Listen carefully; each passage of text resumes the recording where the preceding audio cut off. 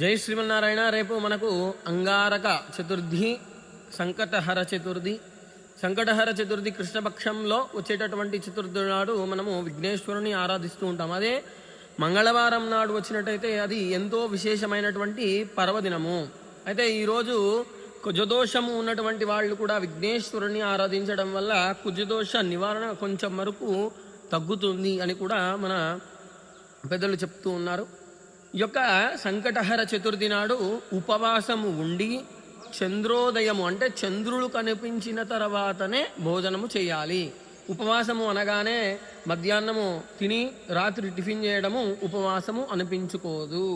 ఉపవాసము అంటే ఉదయమంతా ఏమి తినకుండా ఉండడము. ఏమి తినకుండా అంటే మనము శక్తి, భగవంతుని ఆరాధించడానికి మనకు ఎంత శక్తి అయితే కావాలో అంత శక్తి ఉంచుకొని తినకుండా పండ్లు లేదా పాలు తాగి ఉండి సాయంత్రము చంద్రోదయము తర్వాత భోజనం చేస్తేనే దాన్ని ఉపవాసము అని అంటారు.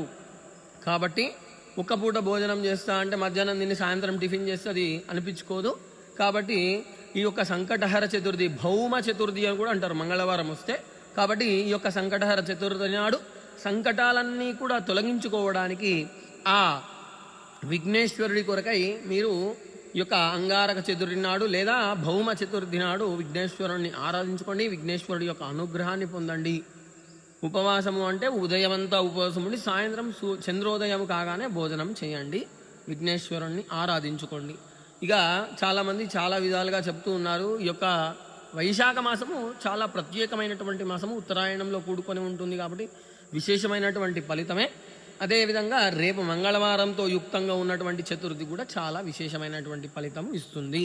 కాబట్టి భక్తులందరూ కూడా గమనించుకొని ఈ యొక్క సంకటహర చతుర్థి నాడు, అంగారక చతుర్థి లేదా భౌమ చతుర్థి నాడు విఘ్నేశ్వరుని పూజించుకొని ఆ విఘ్నేశ్వరుడి యొక్క అనుగ్రహాన్ని పొంది సకల సంకటాలన్నీ కూడా తొలగించుకోండి. జై శ్రీమన్నారాయణ.